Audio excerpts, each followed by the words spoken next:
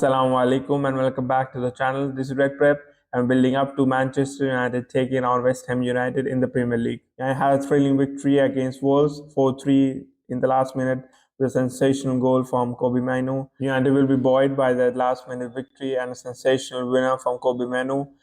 And they'd want to build on this and improve their home form because they have already lost 4 times in the league, and they'll want that after that draw against Tottenham, which was a decent draw against a decent side, not the strongest Tottenham side, but at least it was a draw. I will be hoping that they can improve that home form in the second half of the season and just build on the sensational victory against Wolves on Thursday night. West Ham have LEAPFROG United, are 1 point ahead of United. But they have been slightly disappointing in the last few weeks. They are coming at the back of 3 draws in the Premier League. They haven't lost in the last 5 matches, and their away form has been sensational, to be honest. They've lost only once in the Premier League in away matches in the last 5 away matches for them. But they have lost 2 crucial 2 away cup matches against Bristol City in the FA Cup 4th round, as well as against a thrashing against Liverpool 5-1 in the EFL Cup or the Carabao Cup semi-final. So even though they have been traveling well this season, but over the last month or so they have dropped off, and they also drew at home on Thursday night. And I'll be hoping to get the early goal and just put the cat among the pigeons for West Ham, who have drawn last few matches, conceded goals against even weaker teams. So they might be a little circumspect in terms of their defensive capabilities. So I need to start strong, start fast, and get that early goal, and just build on from there and get more goals and just kill the match for once, because they let the Wolves come into the match on Thursday night as well. So they'll want to get 1 goal and just be more clinical, because they are creating chances, and just kill off the match as quickly as possible. And they'll have another week rest before the Aston Villa away trip. So this match is crucial to just keep the momentum going in the Premier League. Coming to head-to-head, West Ham have won last 2 matches against Manchester United, but both have been at London Stadium. The last match at Old Trafford, United won comfortably, I thought.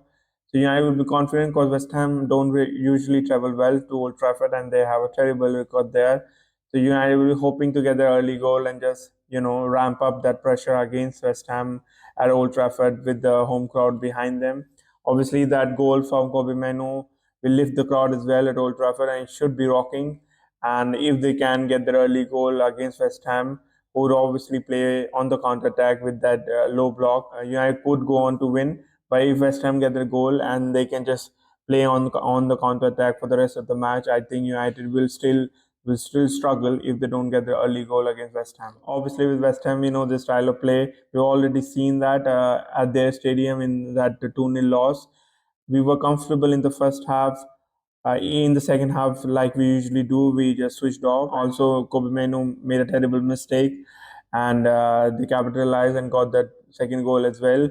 So United will remember that, and United will want to exact some sort of vengeance against that. I thought in that match United did deserve to get something out of the match, because they were dominant for the 70 minutes. But in the last 20 minutes, we didn't do anything, and we couldn't muster any response after going down.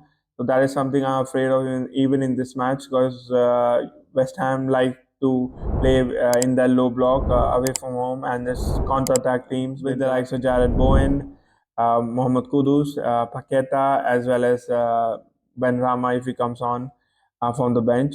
So I will be hoping to get the early goal. And just be wary of the counter-attacking potential from West Ham. Obviously, with Dangerman, we know that Jared Bowen is the top goal scorer. He's hitting numbers like Mohamed Salah this season, and he's been improving and progressing every season. So he's somebody to look out for. He did score the crucial opening goal with the pass from Paqueta against United in London Stadium. So he's certainly a danger man. Obviously, Mohamed Kudus scored the second, capitalizing on the mistake from Kobe Manu. Phillips had come in, but he's already made that huge error against Bournemouth that led to the goal. And they ended up drawing that match on Thursday night. In midfield, they have the likes of James WARD-PROWSE, who scored that equalizer against Bournemouth. Souček is also a threat on set pieces. So he's also scored against United before. They've got the insurance policy of Edson Alvarez in midfield, who has been, I think he's been great, and somebody that we should have been looking at. especially going from Ajax. Both Kudus and he has played under Erik ten Hag in that Ajax team. Obviously, they've gotten the better bargain buys from Ajax. They've got the likes of Mavropanos and Zuma, who are solidly built and really aggressive center backs. They lack pace, to be honest, and HOJLUND struggled against them because he was trying to wrestle for strength against them. I think in this match, HOJLUND should just focus on getting behind the defense and running into channels. Obviously, they'll probably play with low blocks, so he might not get too much space, but he has to make that movement to just open up the field for the likes of Bruno and Rashford to run into spaces and get the shots on their goal. Areola has been preferred over Fabianski recently, so he's a decent keeper as well. Nothing exceptional, but he's a good shot stopper. So they have a settled lineup, but they have struggled recently to win matches. They've drawn their last 3 matches against the likes of Sheffield United and Bournemouth. So they aren't in the richest vein of form. So United will be hoping to get the early goal and just build momentum from there and just up the ante and mount that pressure that Old Trafford is known for against West Ham United, and just to get a healthy lead as soon as possible in this match. Let's move to the tactical board and break down both the formations and the playing structures for both the teams. Obviously, for Manchester United, we'll continue with the same team. They started off so well against a good Wolves side, so I hope that at home against West Ham United, they carry on in the same vein and just be more clinical with their chances and just get an early goal and just keep the ball well so that West Ham are forced to come out of the shape, which will be a low to mid block, and get more goals and opportunities. If we start aggressively and with that attacking intent is crucial, and if we can get the early goal, I think if we get the early goal, it'll open up the game and it'll be a good game to watch. Otherwise, West Ham could just bore us to death and just sink deeper into their own penalty box and just hit us on the counter attack, which we are quite vulnerable to. Obviously, for United, I hope Martinez is fit, but if he's not, then I'll play Evans instead of Maguire and just keep that balance of left and right footer in the centre back partnership. Shaw and Dalot played. Dalot was decent, but Shaw, obviously he's susceptible in terms of his defensive lapses. So we can get back the partnership that we saw against Ole again, and with the Shaw overlapping, we can get more opportunities from that flank. Obviously, Dalot has been bright, especially in last couple of matches. Garnacho has been quiet, so I'd like to drop him and bring in Ahmad, but I don't think that's gonna happen because Ten Hag is bullying these kind of players, young players, either sending them on loans or just not picking them in the starting lineup. So I expect Garnacho to start. With West Ham United, obviously they play with a strong back line with the likes of Kufal and Emerson, both good at going forward, but defensively even stronger. Obviously, Mavropanos played against Bournemouth because Aged had just come back from the AFCON. But I think for this match, Aged might come in and Zuma might go into his favored right-sided position.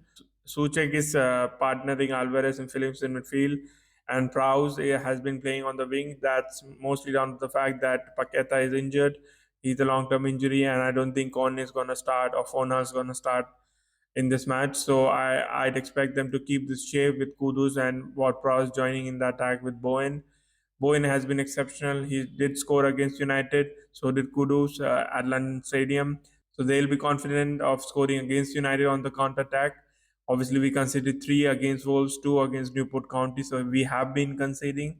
We don't look as solid as last year, especially at home, and conceded bucket loads of goals already. So I think West Ham will be confident as well. They haven't been scoring too many goals recently, and they were thrashed against Liverpool at Anfield in the Carabao Cup semi-final second leg. So they might be a little shaky in terms of their own defensive capabilities. But I think it's down to the first goal. If United can get that first goal, it could get easier for United and try to get another before half time. But if West Ham get that early goal, I'm afraid that the heads of United players might drop and they might end up conceding more opportunities on the counter attack and lose their discipline, especially in terms of the defensive shape. And with a setback like that, and the mounting pressure from the crowd, they might wilt and just concede more goals, and it could get embarrassing. So their first goal is crucial, and this is how I expect both the teams to line up for this match. It'll be anticlimactic if United don't build from that sensational victory against Wolves. They showed a lot of promise, especially in the first half. They just need to be more consistent over the 90 minutes and be more clinical in front of goals, because they are starting to create many chances. With Martinez back, and hopefully he does play the match, because he got a knock in the Wolves match. Then we have the settled back line to just have the foundation from where our attack can build. And inshallah, we can get the early goal in this match. With the likes of Rashford, HOJLUND, even Mainu from midfield scoring consistently now, it will give a fillip and just share the goals around, because we don't have that one clinical striker who will get 20 plus goals in the league. So it's important that everybody chips in. Garnacho has been disappointing over the last two matches in the FA Cup as well as against Wolves. So I'd expect him to improve his match and try to get the goal to get his confidence back. Obviously, Casemiro needs to buckle up, because he was really on the cusp of getting another sending off against Wolves. He needs to be careful, because West Ham will try the same tactics in terms of playing on the counter-attack. So he needs to be careful not to go down to the ground easily and just give away easy fouls and free kicks to their forward line. They've got the likes of Paqueta, WARD-PROWSE, Alvarez in midfield, so that will be the hotbed of contestation, and that's where the battle will be won for United or for West Ham. So United need to get hold of that midfield and try to get the likes of Rashford and HOJLUND on their bike as soon as possible. United will be confident, because Wolves are a formidable side, especially at Molineux, and they did outplay them especially for the majority of the first half. So they'll be hoping to build on that outcome as well as the performance, and inshallah we can get a victory against West Ham at Old Trafford on Sunday. Please join us for the Red Dissection episode after the match, and inshallah it's a victory and we can leapfrog West Ham into the sixth position, start to claw back into the race for top four. Obviously, Tottenham are still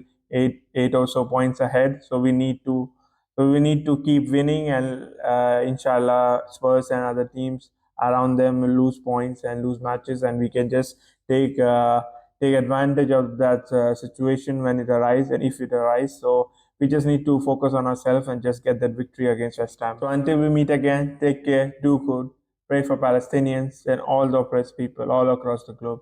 Assalamu alaikum.